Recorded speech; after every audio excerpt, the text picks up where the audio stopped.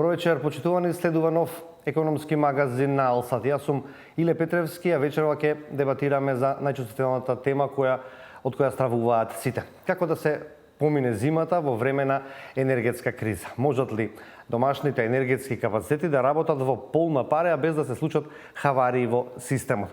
Како да се набави струја од Бугарија, природен газ од Србија или јаглен од Албанија? Властите се растрчаа по суровини во 5 до 12, но што ќе пристигне во Македонија, допрва ќе видиме.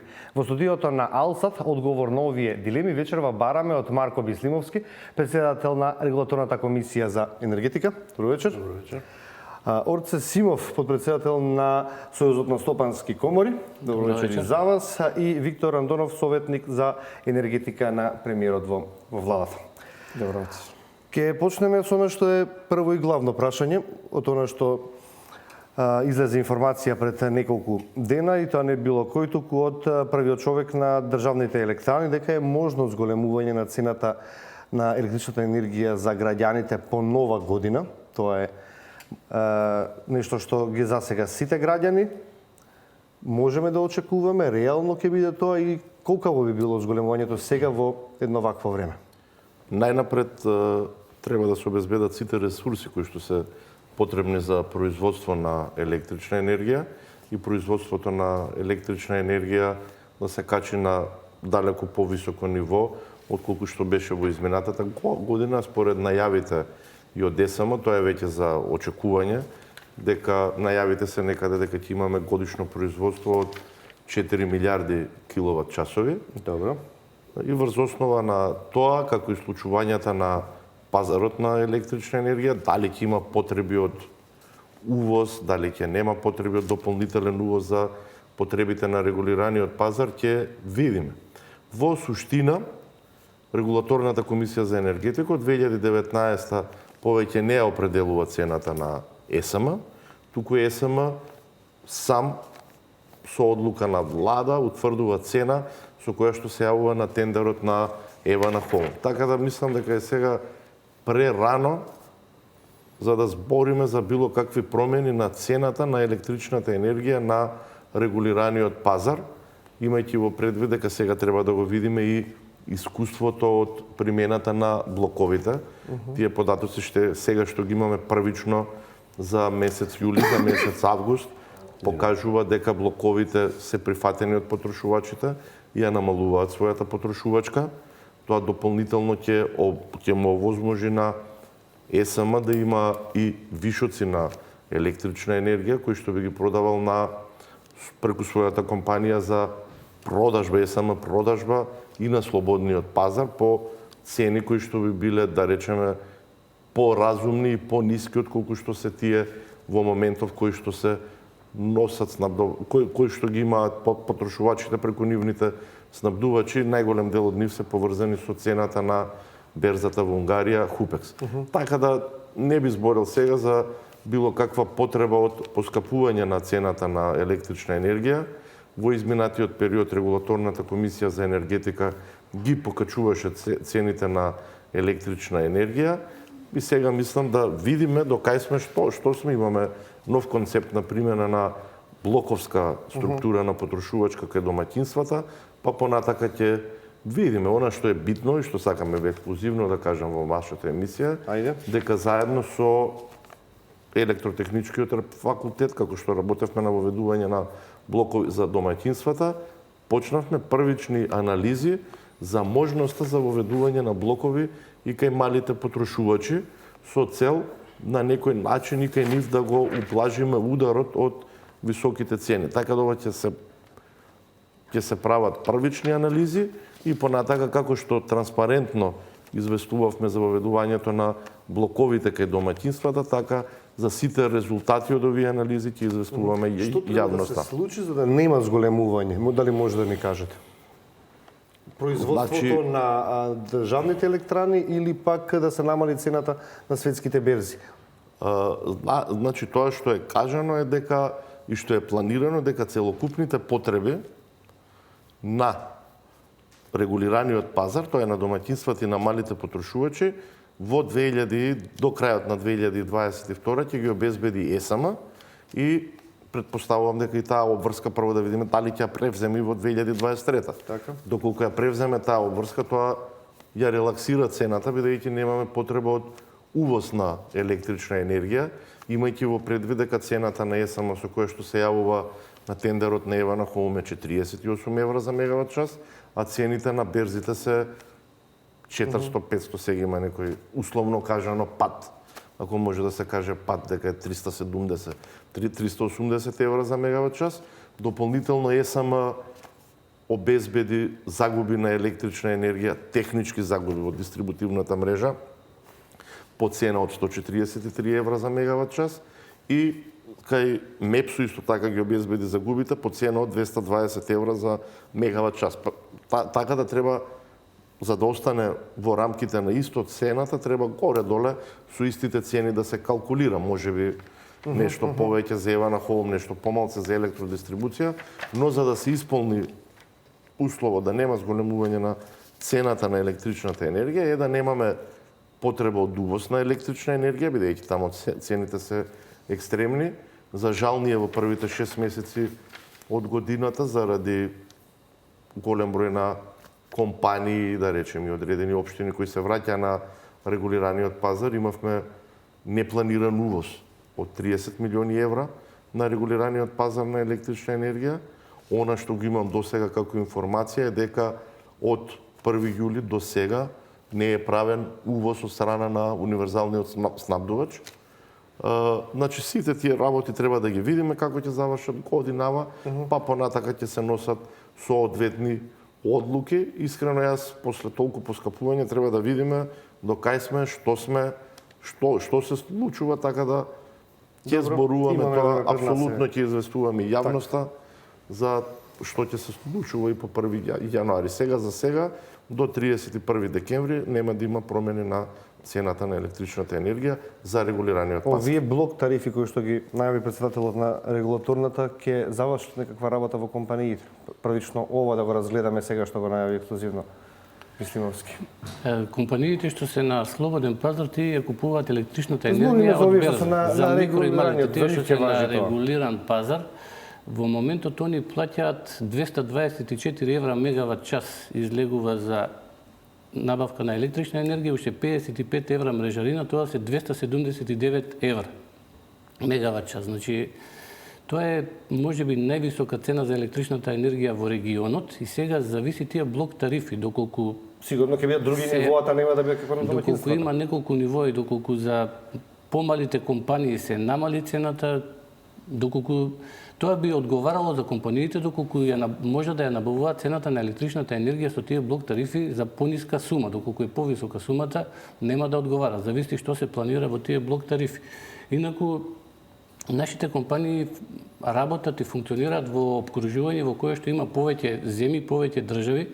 Ние не функционираме засебно во светот и работењето на компаниите е доведено во прашање. Ликвидноста е намалена затоа што енергенсите се со многу високи цени, електричната енергија е многу висока, во однос на околните земји нашата конкурентност се намалува затоа што во Бугарија цената на електричната енергија за компаниите е 128 евра за мегават час, Србија е 75 евра, Косово е околу 70 евра, Босна и Херцеговина е 66 евра, кај нас и за фирмите што се компании... Како илустрација да ве прекидам, може ли да ни доловите лани ова време или во мај месец, колка ви беа сметките за струја на компаниите, колка ви се сега?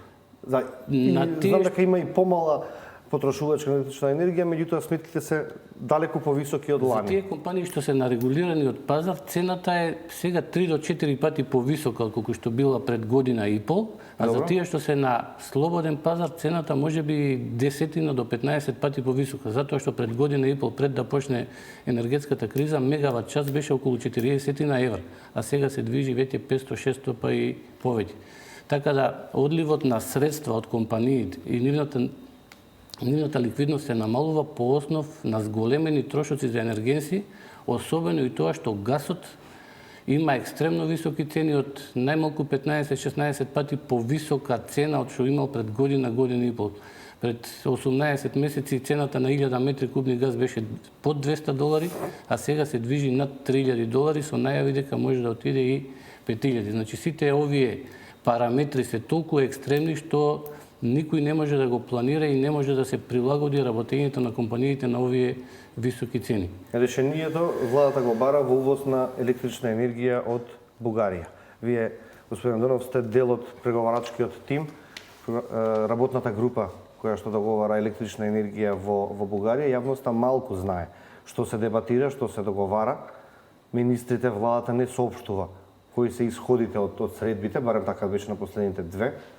Не можевме да добиеме информации ниту за цена, ниту за количина, ниту како и кога би се дистрибуирала или ако евентуално се дистрибуира наваму се пренесува електричната енергија. Дајте ни детали. Што се случува на тие средби?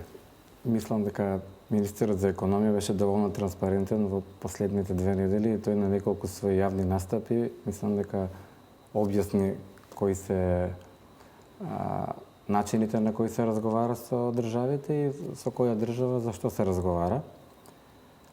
Што се однесува до Бугарија, до Република Бугарија, врз основа на претходните разговори на председателот на владата и членовите на владата со представници на стопанските комори, во текот на летото беше констатирано токму зарад проблемите што ги кажа и господинот кои доаѓаат од нивната сфера, дека компаниите се соочуваат со големени трошоци за енергија кои значително влијаат на нивната ликвидност.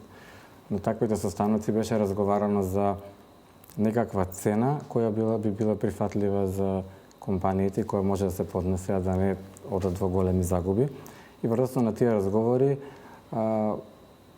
и врз на анализите кои беа направени од тимот, експертскиот тим во владата, за можностите на која држава во регионот може, од која држава што може да се бара и за што да се разговара, имајќи во предвид дека сите тие имат различна енергетска слика. Во нашиот регион најдобра енергетска слика има Република Бугарија. Таа извезува над 9000 гигават часови на годишно ниво. Тоа споредено со нашата целосна вкупна потрошувачка во државата е околу 7200 гигават часови во зависност од работата на стопанството. Значи тие имаат само над 9000 гигават часови извоз. И реално беше дека треба да се побара, бидејќи ни се соседи. Треба да се побара помош од нив и токму и поради тоа беа остварени средби и со председателот на Република Бугарија, со премиерот, со експертскиот тим во тоа на кој начин тие може да ни помогнат на нас и начините се тие да ни обезбедиме. Беше објавено 200 мегавати базна енергија во заклучно со месец април, кои ќе бидат, да речеме, по значително пониски цени од цената на берз. Што е тоа позначително? Па збориме цени кои се прифатливи за работа на индустријата. Не можам сега да ги кажувам деталните. Што би било, господин Симов, за вас прифатливо? Која цена? Па прифатливо би било нешто испод 200 евра за мегават час да биде цената. Мислам дека од Бугарија веќе се објави информација дека нема да можеби ќе обезбедат електрична енергија за нас, но не по цена пониска од берзанската цена. Така што сакав и тоа да го. И сега се чека одлуката на Европска комисија или знаете дека во Бугарија нема парламент. Согласно нивниот закон за енергетика, производителите се обврзани над оние што имаат капацитети над 500 киловати својата енергија да ја понудат на берз. Така. Истото важи за оние што имаат потреба за енергијата, тие на берзата на крајот на денот, на крајот на месецот формираат некоја цена и во последните неколку месеци таа цена е некаде приближно со унгарската берза Хупекс, дури нешто пониска. Тоа се правилата. Меѓутоа во се генерално во сите закони, дури во нашите, нели во некои ситуации може да се барат некои исклучоци. Моментално се работи на тоа, имајќи во предвид дека и Бугарија е членка на Европската унија и таму важат истите правила. На последниот состанок се договоривме да се организира во текот на оваа недела состанок со представници на Европската комисија, на кој би се разговарало за начините на доставување на количините на електрична енергија по цените што се прифатливи за индустријата. Значи тоа е политички договор. Така, да се направи билатерален. Сега проблем ни е таму, бидејќи таму мислам дека на 2-3 октомври имаат избори, немаат парламент. Ако биде потребно да речеме се прават некакви измени на законската регулатива, се знае истото и кај нас, така да се разговара и за пакети на поддршка од Европската комисија, бидејќи во зависност од тоа што ќе се договори на регионалните состаноци со Србија, со Грција и со Бугарија, владата би излегла на крај со конкретен пакет на мерки за поддршка на стопанството, тие ќе бидат јавно објавени. Се во зависност од договорените Можеме да го детали, земеме можеме. готов 28 датумот октомври дека ќе бидат објавени како што најави првично министерот. Добро, до 28 има 2 грешник или недели. не? Ние се трудиме и тоа да биде да се Да биде заврши порано? претходно така, бидејќи еве 1 октомври, идејата беше на владата од 1 октомври, ако се договори некоја количина на електрична енергија да почне да се доставува од 1 октомври за да почне да речеме еве зимската сезона, за и компаниите да им објавиме претходно за да знаат да си направат планови за својата работа, имајќи во предвид дека во овој момент неколку големи комбинати не работат што од причини за ремонт и некој Ќе дојдеме дека си тече само расправата да видиме ќе и околу мерките ќе дебатираме што може да очекува стопанството, па и останати и јавни претпријатија веќе побара помош. Висниновски, како да им се помогне на компаниите? Што може регулаторот тука да помогне во однос на приватниот сектор? Како да застанат на здрави нозе да се протурка оваа зима? Значи, во делот на случувањата на слободниот пазар ние немаме некои посериозни ингеренции. Тоа е тоа што се случува на слободниот пазар. Добро. Јас верувам дека што ги најавите, може нешто вака се и господинот по-широко да и се господинот Симов каже дека нивната цена што е прифатлива е нешто под 200 евра. Добро. Ние тоа што ги имаме на регулираниот пазар за малите потрошувачи, како просек, имајќи во предвид дека имаме и скапа и ефтина тарифа, е некаде околу 185 евра за мегават час. Значи во тој дел каде што можеме да влијаеме ние преку ЕСМ се движиме негде во тие рамки. Дополнително со блоковите, сега тоа започнуваме првични анализи да видиме структура на потрошувачка што би значала, ќе правиме анализи бидејќи за различна потрошувачка ќе има годишна потрошувачка, се различни компании што во мали потрошувачи има и фризерници, има и поголеми компании. Така. Она што го гледам во изминатиот период има дека и голем број на компании кои што се на слободниот пазар на електрична енергија со потпишување на нови договори на закуп се враќаат на регулираниот пазар на електрична енергија. И јас верувам дека ќе помогне. Веќе и Србија објави дека ќе помогне, и од Грција веќе е објавено. Верувам дека и во Бугарија ќе се најде соодветна помош, така да таа енергија која што ќе обезбеди државата преку ЕСМ, треба преку ЕСМ како еден пул да е ЕСМ и да се распредели соодветно на снабдувачите кои што во зависност од нивното пазарно учество се разбираат, ќе видиме кој дел каков тип на поддршка ќе добие, но концептот е тој. Она што го правиме ние како регулаторна комисија за енергетика, што сакам да го истакнам е дека до сега, од 1 јануари до сега, имаме издадено лиценци пред се за фотоволтаици и мали хидроелектрани, кои што се приклучени на мрежа, веќе произведуваат од 70 мегавати. Тоа е 70 мегавати е на ниво на Глобочици или на Шпилја. Значи, нашето стопанство само си направи 70 мегавати за првиве 8 месеци. Ја верувам дека до крајот на годината ние ќе завршиме ново изградени производни капацитети од приватниот сектор, некаде дека ќе отидеме и над 100 мегавати. Значи се обидуваме постапките за лиценца да ги скратиме, да ги поедноставиме, на некои препреки кои што излегувавме и ние се обидуваме да ги прерипаме. Колку од нив се награѓани? Од тие 70? Не, ова се само за компании за кои што имаат извадено лиценци. Што може да тргуваат. Имаме 134 издадени лиценци. Добро. За производство и 51 е во постапка. Ја верувам дека и последниве недели добиваме по 3-40 барања неделно. Се обидуваме да ги во максимално кратки рокови да ги разрешиме сите овие барања. Понекогаш има и проблеми, но некои проблематични ситуации кои што беа на товар на регулаторната комисија за енергетика ги превземаме на наш товар за да се добијат на време овие компании лиценци. Значи тие се тие начините на помош кои што може да ги даде регулаторната комисија за енергетика во овој момент. На представникот на бизнисот, почитувани овде го и правиме првиот рез на емисијата, повикувам прв блок на реклами, за неколку минути се враќаме во студиото.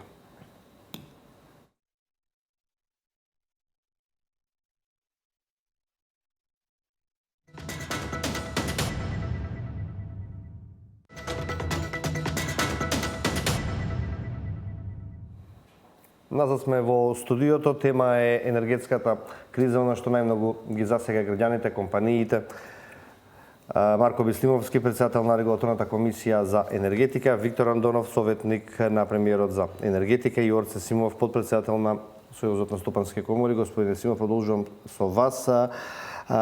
Јасно е дека сте во постојана комуникација со владата, се бараат решенија, се бараат мерки, имате интензивни преговори во последниве неколку месеци. И што е она што барате, што е она што го исполни, што го реализира владата како ваше барање, а што е сега тоа освен цената, пониската субвенционирана струја, да видиме што конкретно барате сега од владата? Ние на состанокот на диалогот за јавно-приватно партнерство што го имаме со владата, стопанските комори и владата, предложивме 14 мерки кои што можат да помогнат во овој момент на стопанството.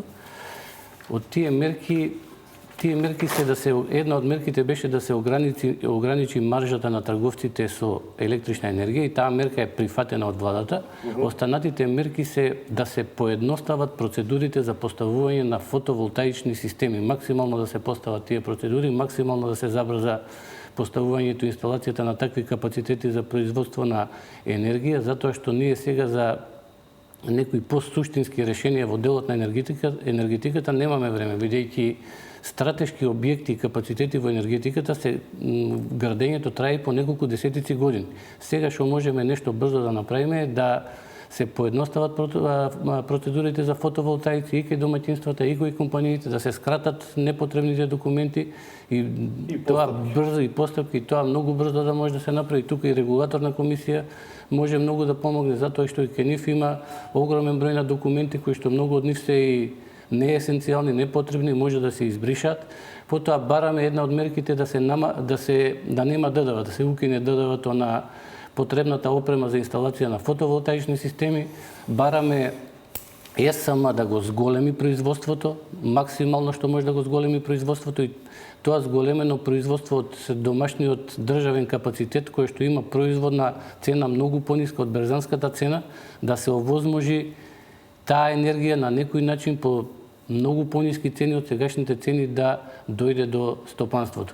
Исто така имаме одредени мерки во делот на заштеда на енергија, да се штеди енергија, да се имплементираат билдинг менеджмент системи за заштеда на енергија кои што може да овозможат и до 60% енергија, подобри прозори, подобри фасади и така Ќе натаму. го разговараме и тоа. Андонов, премиерот пред 10 дена напомена дека се олеснати процедурите за местење на фотоволтаици како за граѓаните, така и за компаниите. Можете ли чекор по чекор да објасните овде на граѓаните што треба да направат за оние кои што ќе се одлучат да инвестираат во местење на фотоволтаици, бидејќи инвестицијата не е мала, 6-7.000 евра треба да имате од старт за да наместите. Што треба, кои се процедурите? Првиот чекор што беше направен на средина на годинава беше согласно правилникот за обновливи извори на енергија. Претходно, ако сакавте да домаќинство да произведува електрична енергија за сопствени потреби и да го продава вишокот, беше ограничено на 4 киловати. Првата измена беше токму тоа. Се зголеми на 6, а за индустријата на 40. Втората измена беше да може да се прави пребивање на произведената и потрошената електрична енергија. Претходно имаше некои административни проблеми, значи и тој дел се отстрани. Тоа е во рамките на делот на правилникот за обновливи извори за енергија. Клучниот проблем беше процедурите кои ги споменавте. И што се треба некој потрошувач да помене за да инсталира на својот кров фотонапонска електрана и многу од таквите процедури се разликува и во зависност од која општина луѓето се наоѓаат. Значи, во влада стигнува секакви барања од различни општини, па некои им наплатувале комунали, не знам колку поставен во зависност од кровот. Значи, многу нереални барања, ама ова пред се од самите општини. И токму и поради тоа владата прво го задолжи Министерството за транспорт и врски да подготви нов закон, посебен закон за изградба на фотонапонски панели и на земјоделско земјиште и на кровови. Со тој закон требаше да се избегне процедурата за урбанизација на земјиштата, бидејќи фотонапонските централи се поставуваат на земјоделско земјиште, да речеме, кое не е обработливо. И сега мислите во некаде во Рид, вие да правите урбанистички план за изградба на објект. Тоа ниту е објект, ниту ништо, така да тоа беше. А тоа, ако гледаме реално, одзема најмногу време да се направи еден урбанистички проект заедно со пренамена на земјиштето. Тоа беше една од главните А за домаќинствата дома препораки. да се бара За гадежна домаќинствата- дозвола, па ревизија, па Така, инспекција. имајќи Тоа се- се уште постои, така? Не е сменето. Предложено е, бидејќи овој закон нов, се уште детектираме некои аномалии во системот и сакаме да предложиме решение кое ќе биде, нели, ќе ги опфати сите аспекти за да не треба да се променува. Најбрз начин беше моментално закон за градба да се измени со оваквите аспекти, да општините да не да издаваат дозвола, туку вие како домаќинство правите основен проект со ревизија и веднаш можете да си го поставите панелот на Колку својот време се прави тој основен проект со ревизија? Колку време ми е потребно мене да направам таков проект? Па види, тоа зависи сега од проектантските коки. Сега, ако вие сте проектантска коки, имате две-тројци инженери, ако ви дојдат во еден момент 100 барања, 2, 3. јас мислам дека е помалку. Би требало ако е... Се зависи сега од расположивиот капацитет на проектантските коки. Ако во некој град имате 100 барања, само една или две коки, значи тогаш тој не може да биде толку брз колку што вие сакате. Така. Колку кошта тоа? За проекти не знам, тоа се веќе во приватни компании. Што тоа е што ги интересира граѓаните, колку ги Мислам на дека крај не ќе би ги коштало чини. повеќе од 500 до 1000 евра максимум. Не знам дали За проектот, за вкупната инвестиција за проект со фотоволтаика. инфраструктура. Ова што ги освен Проект со ревизија. неколку илјади евра што е инвестицијата. Добро, колку ќе му биде Ама ти збориме за 6 киловати, така. Со Имаме и за папирологија колку може да све дојде има. помалку. Не Се скрие комплексно се процесот. проекти, изработка на тие проекти, а сега дополнителен проблем и кон тешката набавка на потребната опрема и производи за да се прават тие фотоволтаични системи. Сега во светот имаме нарушување на тој глобален синџер на снабдување. И многу производи има недостиг на чипови, така што особено е тешко да се направат и инвертори. За да се постави на фотонапонска централа. можеме да влијаеме. Да, не може. Тоа е на Тоа е светско само ниво, да завршам меѓутоа- за законот, бидејќи спомнавте, тоа беше барање на коморите.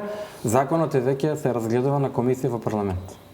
Ова е што е за градење. Да, каде што ќе се возможи ова, ако се разгледува на комисија во парламент, очекува најдоцна. Да, меѓутоа ќе биде донесен во текот на зимскиот период кога има помалку сончеви денови. Зошто не Така текна е. овој закон да биде донесен во март месец? За веќе луѓето да го има спроведено да има. Така е, овде некоја доцнање реално постоеше, меѓутоа за жал во година на криза и трошење на целата енергија во, да речеме, во обезбедување на потребните суровини, зголемување на производството, секогаш проектите за развој или напредување на легислативата се малку ставаат понастрана. Така. И токму и поради тоа, еве да речем имаме одложување од неколку месеци, меѓутоа добро е да се донесе, без разлика, еве проектите луѓето да почнат да ги прават во текот на зимата, како ќе фати градежна сезона од февруари може да ги инсталираат и да ја фатат наредна цела сезона. Сведоци сме дека политичките теми беа по приоритетни за владата Само сакам да кажам во однос на од постапките за економските. Ајде. за лиценците, го слушав во некоја дебатна емисија и председателот на Сојузот на стопански комори, дека во регулаторната комисија за енергетика многу документи се барале. Значи 40 не мислам дека не, сега ќе ги кажам кои Само да биде документи се пократки, пошто има бараат. многу прашања што ги интересира Веднаш. граѓаните. Краток ќе бидам. Еве ги повикувам и подпредседателот Симов на Сојуз и председателот кога сакаат да дојдат во регулаторната комисија за енергетика да разговараме за овие документи ние што ги бараме. Значи на крај доаѓаат они во регулаторната комисија за енергетика. Одобрение за градбе имаат, основен проект имаат. Сите тие работи претходно ги извадиле. Ние само бараме тековна состојба издадена од Централен регистар, информација за економско-финансиска состојба од Централен регистар, потврда дека надбарателот не е отворена постапка за стечај, потврда не е отворена постапка за ликвидација. Ова е све од Централен регистар и тие се вадат за пола саат. Барам уверение за платени даноци и придоноси од УЈП. Зашто регулатор набара вакви? Па не можеме да дадеме лиценца на некој што е во постапка за стечај. Дека сепак тие вршат дејност од јавен интерес. Се приклучуваат на некоја мрежа која што е општо добра. Од таа мрежа превземаме и ние електрична енергија. Значи тие се вообичаени барања кои што се документи кои што се вадат еве не за половина час, за еден ден. Значи немаме нешто покарактеристично што бараме. Да имаме ние инвестиција, да речеме, кој е тој што ќе инвестира во фотонапонска централа, а неговата компанија е во стечај или во ликвидација. Значи Ако се компанијата е во случувале стечај, такви работи. Така, има Ние не сме ги додале овие дека затоа што ни се случувало. Имаше компанија на која што зема и повластен статус за одреден вид на обновлив извор на енергија, па дојде кај нас со информација од централен регистар дека е во стечај. Ние како да издадеме лиценца? Значи, од тие причини само мислам дека во централен Не би требало регистар да се предимензионираат барањата за да спречиме 0,01% од случаите да ги оптеретиме 99,99% Сите овие од документи компании. од централен регистар сега да бидеме фери, вие да кажете дека се вадат за 1 час. Така или не е? Тие се вадат за 1 час, ама чинат над 100 евра. Треба да се плати 100 евра во централен регистар, 500 евра во... Добро, сега за 1 мегават да изградите треба 600-700 евра. Да идеме по Мислам дека конкретните не треба прашања. така да Сдруженијето на зборуваме, јавни добро. комунални предпријатија стравуваат, тоа се повеќе од 90 компании, дека можат да банкротираат, бидејќи и со нив ситуацијата со електричната енергија е многу лоша. Најавуваат зголемување на сметките за вода. Значи вака, таму е сериозна ситуацијата. Најголем дел од нив се на слободниот пазар на електрична енергија и сметките што ги добиваат за август, за септември, за јули, за август, веќе се поголеми од нивните Буџети. вкупни месечни фактурирани приходи што би го оствариле. Значи имаме едно целосно невозможно функционирање на овие Добро. јавни комунални предпријатија. И ја верувам и бев и на состаноци со Атком, нивното здружение, имаме редовни состаноци, вчера имавме, ја апсолутно поддржувам да се најде начин да им се помогне и на овие јавни комунални предпријатија. Значи треба да чекаат и тие од струјата од Бугарија. Значи апсолутно да, само треба и значи тие ако дојдат со барање за зголемување на цена кај нас, со овие реални трошоци, тие би биле зголемувања 150-200% и ние нема да дозволиме. Бидејќи ние колку и да зголемиме, Би барале 200% зголемување на заради сметките за овие вода. зголемени на трошоци за електрична енергија се соочени со такви нелогични барања. Значи, ние и да ја зголемиме цената, ќе падне процентот на наплата и они нема да постигнат никаков ефект.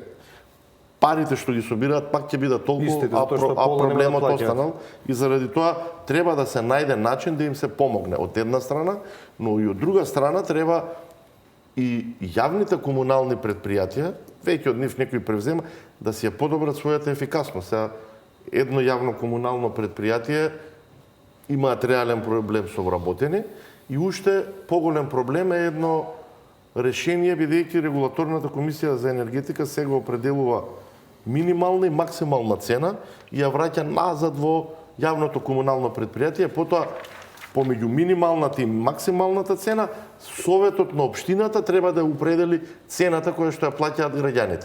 И она што го прават овие јавни комунални предпријатија, се лепат на минималната цена, не инвестираат, бидејќи со таа минимална цена нема пари за инвестиции.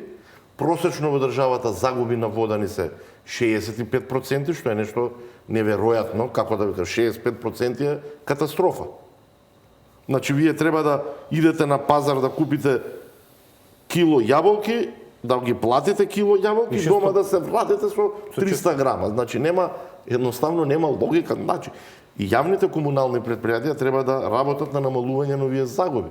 А што се тие загуби од лоша Од инфраструктура? дотраена инфраструктура, од кражби и сето тоа. Значи, мора да се и тие загуби одат на нивни товар. Како што одат и во електричната енергија на товар на компаниите, одат на нивни товар. И мислам дека системско решение треба да има ново, бидејќи таму цената на водата премногу се политизира, чим оди на самите совети. Треба регулаторната комисија за енергетика и водни услуги да определува конечната цена, бидејќи ние сега не определуваме конечната цена. Туку давате висока и ниска. Да, и во рамките на се тоа се... Ама ние кои ќе определуваме цена, ќе инсистираме и на зголемување на ефикасност. Таму кај што треба резултат. намалување на број на вработени, како што направивме кај МЕПСО.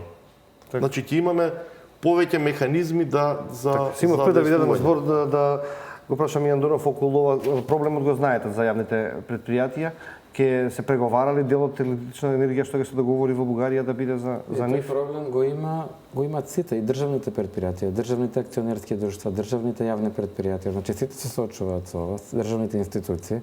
Токму поради тоа, на предлог на Министерството за економија се донеси тој планот за штедење. Ние од Бајлева имавме состанок и со министерот за економија, со вице-премиерот за економски прашања, токму да почнеме во текот на овој месец да проверуваме дали Кога би институциите почнеме да го знаеме колку реализираат. штеди, дали штеди? Па веќе дадена задачката денеска са бајле на состанок, така да во текот на неделава ќе знаеме дали државните институции, на тие што им беше препораката што важеше за нив, дали почнале да преземат некакви мерки во насока на штедење. Значи тоа е едната работа. Втората е помошта ќе се однесува за сите. Значи прво треба да видиме што ќе се договори и на крај ќе видиме дали ќе биде како што каже председателот на регулаторна се распределена енергија, дали со некаква финансиска помош, ќе има веројатно бидејќи веќе се разговара и во зависност од типот на индустрија, дали каков интерес е јавен интерес, колку вработени, дали во изминатиот период како работеле, дали работеле со профити со загуби, значи ќе се направи детални анализи, детален план и ќе биде презентиран.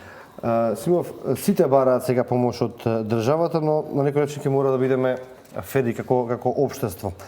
Дали правите некакви планови како бизнис сектор кој според вас треба да биде помогнат со пари од државната каса, да има некаков критериум, не може топилница која што троши многу енергија и кој што ќе да не навредуваме некако со фризерница или друг бизнис кој што троши електрична енергија само за осветлување да добијат исто ниво на помош.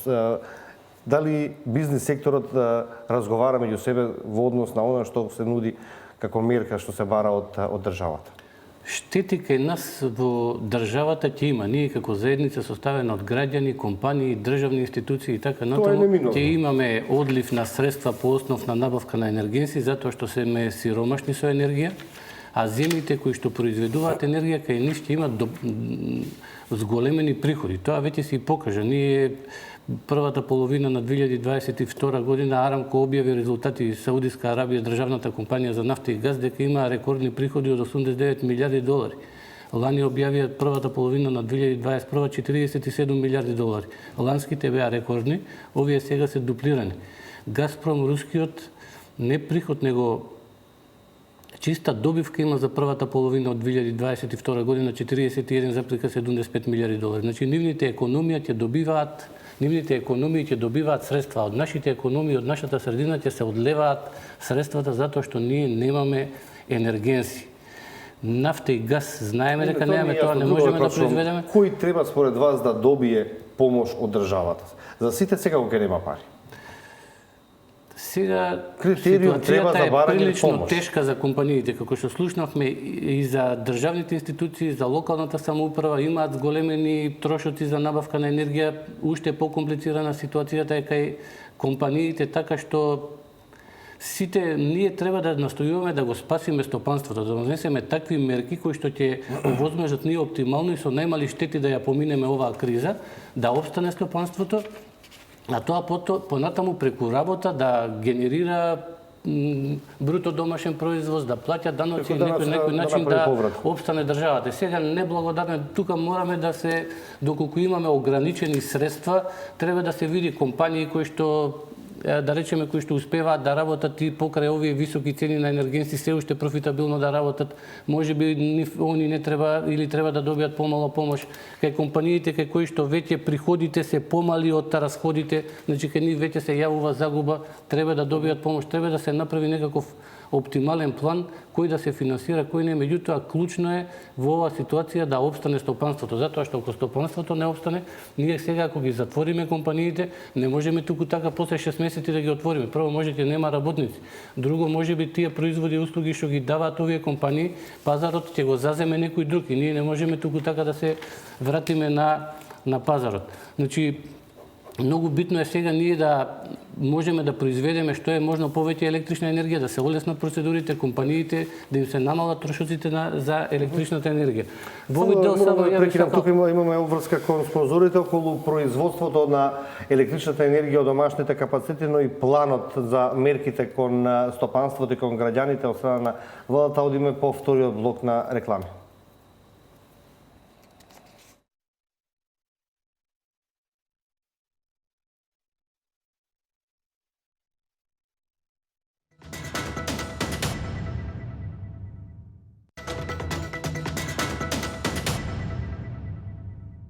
Назад сме во студиото. Продолжуваме со Андонов со вас. Значи, според податоците кои што ги презентираат владините представници, од Грција треба да пристигнат 800.000 тони јаглен, 200.000 тони мазот. Ако може од режијата да видиме графиката која што ја подготвив за оваа емисија. Од Албанија 400.000 тони јаглен. Српскиот претседател Александар Вучич најави дека ќе обезбеди газ за Македонија, како ќе биде донесен во земјава, дали тој, дали вие, дали властите треба да ни објасните како ќе биде дистрибуиран до земјава, и од Бугарија, како што напоменавме на почетокот на емисијата, дека се преговара за електрична енергија. Ете ги бројките, ете графиката е пред нас. Кажете ми, што од ова веќе е пристигнато во Македонија? Вака. Значи, една од главните мерки која беше презентирана беше да се зголеми домашното производство на електрична енергија. Тоа воедно, како што го слушнав и соговорникот, беше барање на стопанските комори. И за да се направи тоа, значи треба да ги ставиме сите капацитети во функција, и токму и тоа се прави. Количините на јаглен веќе пристигнуваат, бидејќи во текот на целата година, не ги знам деталните бројки, бидејќи во текот на целата година АДСМ објавуваше неколку повици за набавка на лигнит за работа на битола и на ослами, и тие стигнуваат, како што имате наведено, еден дел од Македонија, од нашите рудници, еден дел од Албанија и еден дел од Грција. Во поглед на количините од Грција, бараме да продолжи испораката на месечно околу 80.000 тони на Месечно, значи тоа некаде на годишно ниво е 960.000 или милион, така полесно го. Значи околу милион од Грција да продолжи испораката. Таму веќе има АДСМ договори, веќе тие се испорачуваат. Мислам дека 800.000 тони е огромна бројка. Колку ова е во текот на целата година. Во целата година. Да, Колку јаглен собира еден камион или еден вагон? Имате ли представа? 25 тони до 50, зависи каков тип. Значи, колку камиони треба да дојдат за да се исполни оваа квота? Видите, овие количини сега стигнуваат. Значи бидејќи повеќе од половина се стигнати? Не половина, значи до сега кај нас, како што ги гледавме податоците од ЕСМ, мислам дека од дома се обезбедуваат околу 4, како 80.000, 50, околу милион тони годишно, 4 милиони се од домашно, 1 милион е од увоз. Имајќи предвид дека во текот на целата година добиваме од увоз од Грција, значи ова функционира. Овие количини распределени на годишно ниво функционираат и веќе се испорачуваат и се користат во рек Битола и во рек Осломе. Значи тоа функционира. Дневно во Осломе, се извинувам, во Тец Неготино пристигаат над 1000 тони мазот дневно. Значи, ако работи Тец Неготино со двата котли, односно со полниот капацитет, се потребни околу 1000 тони на мазот, и тие веќе се испорачуваат над 1000 тони дневно, што значи дека функционира, и тоа веќе во изминатата година. Добро. Очекуваме во текот на од утре веќе да почне повторно пуштање на едниот блок, а во текот на наредната недела да почне да работи со 2 блока. Значи, што ќе се случи, дали се можни хавари кога ќе работат сите електрани во полна парија? Дали стравувате од такво нешто и дали имате план Б ако се случи такво нешто? Тоа е еден од ризиците, бидејќи нашите електрани, како што спомнавме претходно, се постират 40-50 години. Тоа го знаем. Рестрикции ќе има тогаш? Видете, рестрикции, никој не посакува да има рестрикции, Не посакувам ни јас, тоа треба да ни бидат дел од плановите. Лани кога се запалија кога функционираат трите блока, и одма паднаа 2. Така е, повлекувавме тогаш енергија од европскиот систем. Имаме план, имаме уредба за кризна состојба која е донесена од владата. Ние во моментот се наоѓаме во кризна состојба. Владата дури побара од парламентот, таа да важи и до крајот на април. Во таа кризна состојба има точно неколку фази определени, во која фаза, во зависност од недостатокот, кој степен ќе се искористи за да се рационално троши енергија. Што прво ќе се изгаси? Па имате непродуктивни дејности, нели? Сега треба да ги видиме техничките, ние веќе ги разгледуваме и техничките можности на нашиот систем по трафостаници и како би одело, бидејќи рестрикции немало, да последните 30 на години, може во крајот на 80-тите, 90-тите не сме имале рестрикции, меѓутоа се разгледуваат плановите. Јас се надевам дека нема да дојде до тоа. Меѓутоа еден главен фактор кој не зависи од нас, рековме, нели, немаме јаглен, немаме газ, немаме нафта, увезуваме количини на електрична енергија, тие доаѓаат од надвор. Сега гледаме дека секојдневно нешто се менува меѓу Русија и Украина. Училиштата? да бидат пролонгиран на зимскиот распуст, да се учи во Се уште лето. не се разговара за За тоа тоа, немало- се уште не се разговара, беа надлежно на ресор е Министерството за образование. Чисто на Доколку влада има дали такво, треба да почне. паднало идеја да се одложи. Моментално сме концентрирани на обезбедување на овие количини кои ги имате наведено во слайдот: газ, електрична енергија, мазот и лигнит. Доколку сето тоа се обезбеди, да кажеме дека тоа е едно позитивно сценарио, оптимално сценарио, нема да има рестрикции. И Обисниновски- доколку ЕСМ го исполни планот за производство. Искористуваме минуте. Многу реакции имаше и околу мрежарината. Граѓаните последната сметка повисоки трошоци за мрежарина отколку за потрошена електрична енергија. Што се случува со сметките? Вака, значи, зошто е тоа Во причината? неколку минути ве молам. Да. Ева на Хом купува електрична енергија од ДСМ по цена од 48 евра за мегават час. Добро. Електродистрибуција и МЕПСО како мрежни оператори купуваат загуби на слободен пазар. За да не биде голем притисокот врз цената, ЕСМ на МЕПСО му понуди цена од 220 евра, што е за 4 пати повисоко од таа што била во 2021, кога било 50 евра, на електродистрибуција и понуди по цени од 143 евра. И во структурата на приходите на електродистрибуција на Евана, ако во нормална, вообичаена година загубите учествувале со 32, 33, 34%, оваа година е со 60%. Значи, единствена причина е тоа што цената за загубите се намалила. Процентот на загуби во 2022 во однос на 2021 е намален за 0,2%. Значи 12,4. Добро. До година овој процент на Ќе падне? загуби повторно ќе го намалиме за 0,2%. Но главен проблем ни е што цената за загубите е екстремно висока. 3 пати повисоко Како од да им го објасниме вообичаено. ова пластично на граѓаните? Значи може и да се например, најпластично да им објаснам на граѓаните, доколку ЕСМ понудил цена од 70 евра за мегават час, а за загуби ако понудил цена од 100 евра, А кои се тие и загуби? крајната цена, не, тоа се технички загуби. Значи Тоа кажуваме- сакам, јас ги разбирам, нема, меѓутоа тоа за- се да ги разберат технички сите загуби кои што се мора да постојат. Кога проаѓа електричната енергија низ трафостаница некоја има загуби. Не збориме за Кога кражбите. Не, за кражби ние не признаваме ниту еден граѓанин во државава не плаќа за кражби. Ова се технички загуби.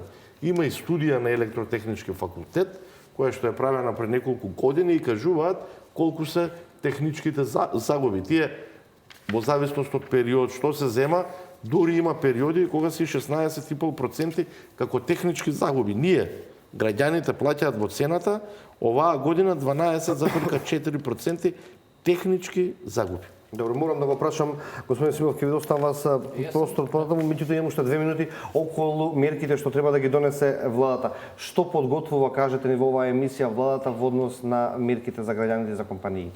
Имаме 2 минути. Како што ви кажав, се разговара за сценарија различни во зависност од тоа како ќе ни завршат разговорите со соседните земји. Доколку се обезбедат потребните количини и електричната енергија по Бугарија, значи како што кажа и претседателот, електричната енергија ќе се понуди како пул на ЕСМ и ќе биде распределена по сите снабдувачи. Таа количина мислам дека ќе биде доволна за да се задоволат сите потреби. Истата ќе биде, бидејќи ќе оди преку снабдувачи и трговци, ќе ја добијат и јавните предпријатија, комуналните предпријатија, каде што има До јавен која интерес. цена би платиле за Се уште Бугарија? нема по која цена, се уште не е дефинирана цената. Не, знам Меѓутоа дека се нема движиме која некаде е во границите како што вашата ги црвена кажа. линија која што нема да поминувате. Не имате таква нешто? Не. Бидејќи ете 200 евра кажат да не иде бизнисот. Вие да се фокусираме некаде да бизнисот да му се помогне околу оваа цена. Еве во 30 секунди за вас завршни зборови. Што долку немаме Само да помош? истакнам нешто околу мрежарината во Македонија. Ние имаме во 30 секунди ве Македонија молам. 33% повисока мрежарина од Хрватска, 64% повисока мрежарина од Словенија и 534% повисока од Србија, или 5,3 пати нашата мрежарина е повисока од Србија. Што е тоа што нашите компании што ја дистрибуираат струјата прави да бидат толку неефикасни, да имаме толку повисоки цени за мрежарината, ако се земе во предвид дека платите во Македонија и трошоците за живот и стандард се многу пониски и од Хрватска, и од Словенија, и од Србија. Ви давам просто 20 секунди вас Значи, да прво, овие одговорите. податоци не се точни. И Србија има собствено производство, Хрватска има собствено производство, кое што го даваат за загубите Србија на електрична 85% енергија. на Довршам. И значи сега ова е податлива тема и сега за загуби. Доколку на тендерот за загуби цената е 100 евра Добро. за мегават час за загуби, трошокот за загуби ќе се намали. И сега ние податлива е темата за загубите, се случи тоа со Арачиново и сега највисоки, значи прво не како Другите може се да е точки, тогаш извадени се не, тие не, од како е можно цената за електрична енергија за домаќинствата во Хрватска да е 40-50% повисока од Македонија, Мрежарината е а со таа 33%. мрежарина. Мрежарината е Не е 33% 33%, повисока. си има цена за мрежарин. Исто така и во Словенија цената, ако во Македонија е 85 евра за мегават час просечна цена за домаќинства, во Словенија е 140 евра за мегават час. Како со таква мрежарина кај нас 500 пати, ама не... Во Босна и Херцеговина електричната енергија е 66 евра за компаниите, а кај нас е за малите е 279 евра, за големите и по Босна 500-600 евра. и Херцеговина е 75 земја, евра. не е точно дека е Србија 75 евра. Сега Во Србија планираат да ја го проме- покачат ја на промени 90. веќе 130. и ја покачи на 130. Босна и Херцеговина е извозник. И единствен извозник е произведува. од земјите од поранешна Југославија, значи произведува. А проблем И кај нас е што не се проблемот произведува. да го префрлате кај регулаторната комисија комисија за за енергетика. во терминот на колегите од Вести, почитувани, се надевам дека го задржав вашето внимание. Јас и моите гости зборувавме за она што ги засега сите, енергетската криза, како ќе се извлече и како ќе се помине оваа тешка зима, можеби најтешка кој што ја најавуваат во последните 70 години. Останете на Алсат, следуваат вестите на македонски јазик. Пријатно.